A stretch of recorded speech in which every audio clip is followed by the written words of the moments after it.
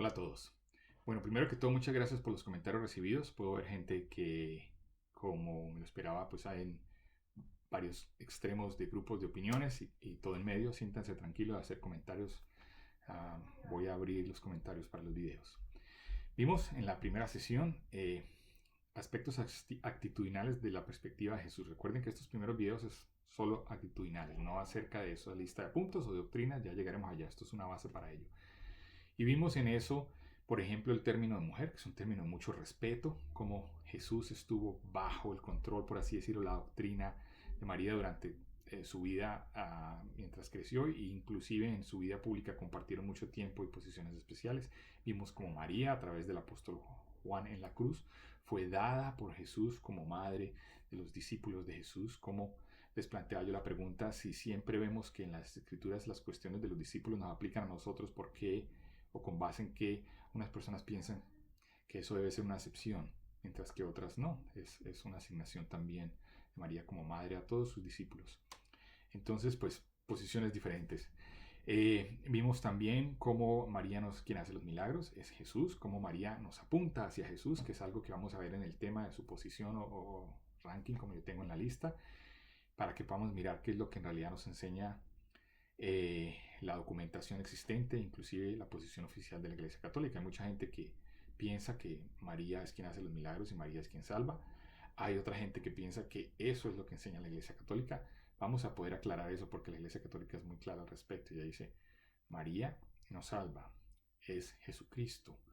María no es la que intercede ante Dios, es Jesucristo. María es únicamente no únicamente, pero uno de sus papeles es intercesora ante Jesucristo, que es diferente. Vamos a ver esos detalles cuando lleguemos a ese tema.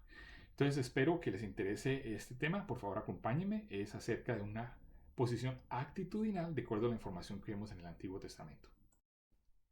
Iniciemos con lo que nos dice, por ejemplo, Dios a través de los 10 mandamientos de la época de Moisés, o sea, de ese convenio, en Éxodos 20, 12 o en Deuteronomio capítulo 5, versículo 16. Nos dice, honra a tu padre y a tu madre para que tus días se alarguen en la tierra que Jehová tu Dios te da. En Deuteronomio dice, honra, de nuevo, es el mismo mandamiento, por supuesto, a tu padre y a tu madre como Jehová tu Dios te ha mandado, para que sean prolongados tus días y para que te vaya bien sobre la tierra que Jehová tu Dios te da. Me gustaría que se preguntaran qué es honrar y cómo es que Jehová nuestro Dios nos mandó a honrar a nuestros padres. Pero de ahí podemos concluir ciertas actitudes, ¿cierto? Miremos, por ejemplo, lo que sucede acerca del Arca de la Alianza en el Antiguo Testamento. Pues hay un paralelismo entre ese libro, que es el segundo de Samuel capítulo 6, con Lucas en el capítulo 1 del 26 al 56. Hay muchos aspectos súper interesantes que no sé si habrán quedado en cuenta. Por ejemplo, David trajo el Arca de la Alianza a la región de Judea, ¿no es cierto? Y María fue a visitar a su prima Elizabeth a la región de Judea. David, cuando estaba viajando con ello, exclamaba de gozo, y Elizabeth también exclamó de gozo, ¿no es cierto? David, cuando estaba bailando y brincando de gozo, lo vemos que también sucede cuando el bebé de Elizabeth, el profeta San Juan, también saltó y se movió de gozo, ¿no es cierto? Vemos como David exclamaba, ¿cómo es que el arca del Señor puede venir a mí? Lo mismo Elizabeth exclama eso, y aún más, ¿no es cierto? Es un paralelismo que no es coincidencia. No es coincidencia. Esas cosas de Dios no son coincidencia. Entonces, pues los invito a que miren esa parte. También miren, por ejemplo, de manera adicional, cómo toda la casa de Israel danzaban y celebraban, es decir, participaban del gozo en el arca de Dios. Miremos también, por ejemplo, el respeto que le tenían por el arca. El arca no era Dios, ¿no es cierto? El arca era quien llevaba a Dios de una manera especial, lo mismo que María. Inclusive cuando uno de ellos, Uzá, tocó el arca por accidente, porque no quería que se fuese a caer. Lo vemos en el segundo libro de Samuel, capítulo 6, versículo 6. Dios lo mató ahí mismo de insofacto por su irreverencia, ¿no es cierto? Imagínense, ¿cuál fue la intención de Uzá? Pero por su irreverencia de tocar el arca, quien era quien de alguna manera especial transportaba o llevaba a Jesús de la manera similar, pues a Dios, perdón, de la manera similar que María llevó a Jesús, ¿no es cierto? Démonos cuenta en esa lectura el temor de David por el arca, ¿cierto? Ahora, temor de Dios, pero por tener el arca.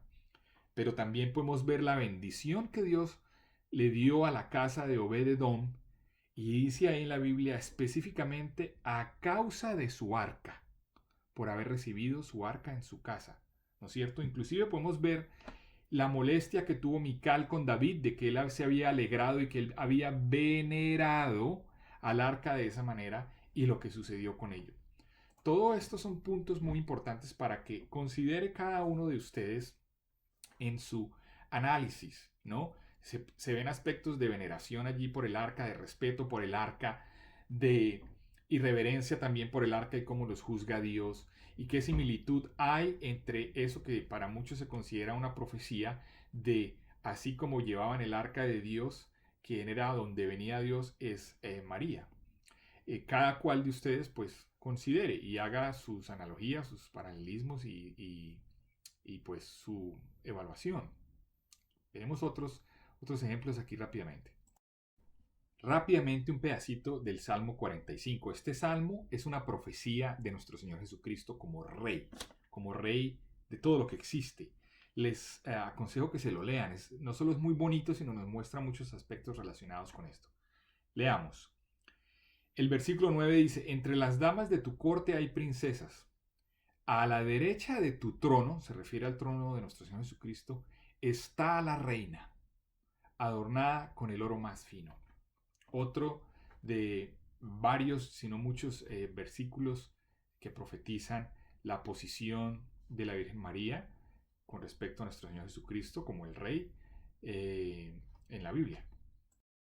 Bueno, aunque es una revisión muy breve, porque no me quiero extender en los videos, a veces se me pueden ir muy largos la cantidad de material que hay material que nos permite abrir nuestra mente para comprender esas referencias que tanto los apóstoles como los seguidores de los apóstoles, como los nuevos cristianos de los primeros cientos de años y los que han seguido con aquella tradición hasta el día de hoy, han visto el papel de María anunciado desde Adán, desde los comienzos de los tiempos, como un rol, un papel clave en el plan de salvación de Dios, que debe ser honrada como madre, que tiene su equivalencia en que transporta a Dios en este mundo de una manera especial, como lo hizo el arca, lo hizo la Virgen María, teniendo a Jesús en su vientre, y como todos esos elementos de respeto, de veneración, de profecía, inclusive de irreverencia,